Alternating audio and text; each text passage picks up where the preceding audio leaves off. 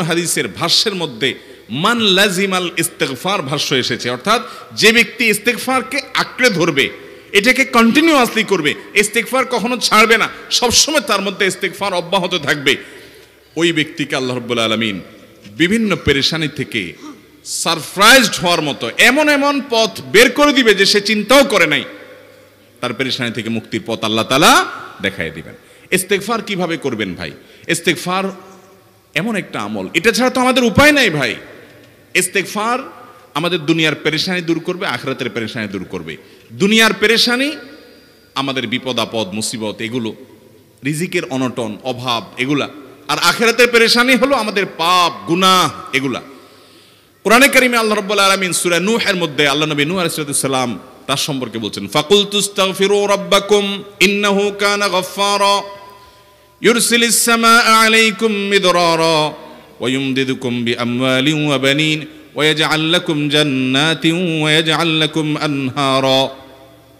তিনি বলেন, আমি বলেছি আমার জাতিকে তোমরা ইস্তিগফার করো, আল্লাহর কাছে ইস্তিগফারটা করতে থাকো। রুটি ইনকাম নাই, ব্যবসা খারাপ যাচ্ছে, পেরেশানি হচ্ছে, ইস্তিগফার ধরো, কি হবে?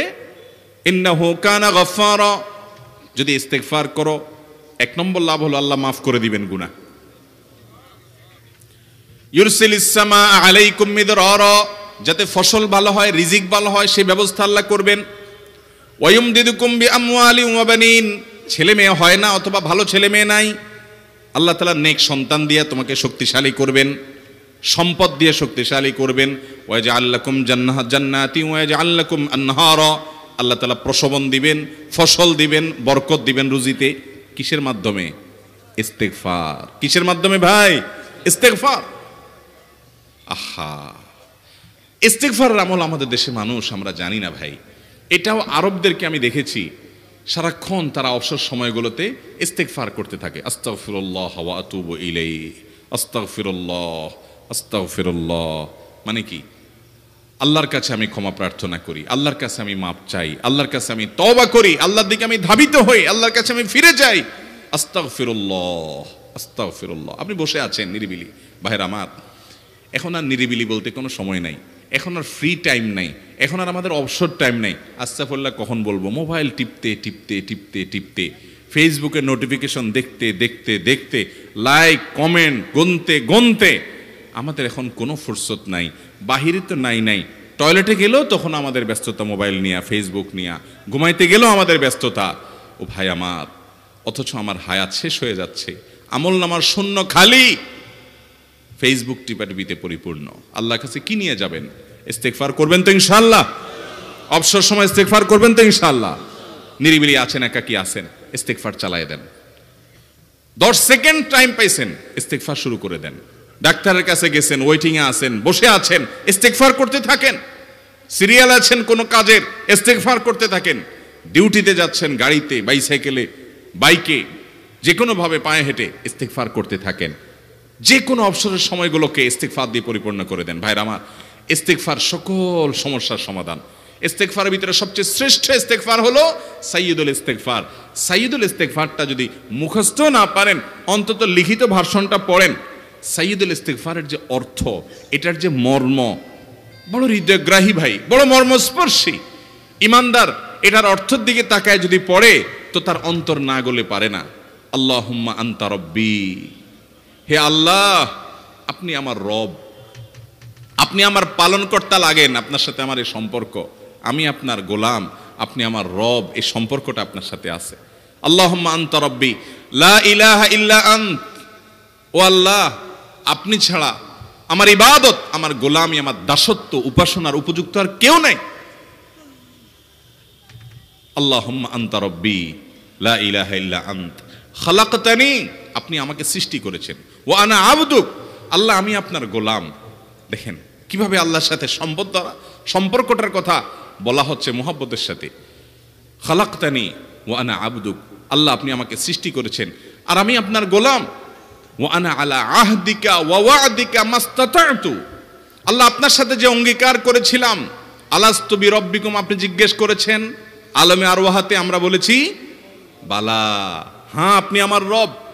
আপনাকে রব হিসাবে স্বীকৃতি দিয়ে আপনার গোলামি করার যে অঙ্গীকার আমরা করেছি, কালিমাতুশ শাহাদা যে আমরা পাঠ করেছি, এই যে আপনার সাথে কৃত অঙ্গীকার, রব হিসাবে স্বীকৃতি দেওয়ার পর, গোলাম হিসাবে মেনে নেওয়ার পর, আমি আপনার যে গোলামি করার কথা ছিল, ওয়ানা আলা আহদিকা ওয়া ওয়াদিকা মাস্তাতাতু, যতটুকু পারছি আমি সে ওয়াদার উপরে থাকার চেষ্টা করছি আল্লাহ। ওয়ানা আলা আহদিকা ওয়া ওয়াদিকা মাস্তাতাত আবুউ লাকা বিনিআমাতিকা আলাই, আল্লাহ আমি স্বীকার করি আপনি আমার প্রতি অনেক নিয়ামত দিয়েছেন, অনেক নিয়ামত দিয়েছেন, এটা আমি স্বীকার করি। ওয়া আবুউ লাকা বিযামবি, আর আমি এও স্বীকার করি যে আল্লাহ অনেক অপরাধ, অনেক পাপ আমার দ্বারা হয়ে গেছে। ফাগফিরলি, অতএব আপনি আমাকে মাফ করে দেন।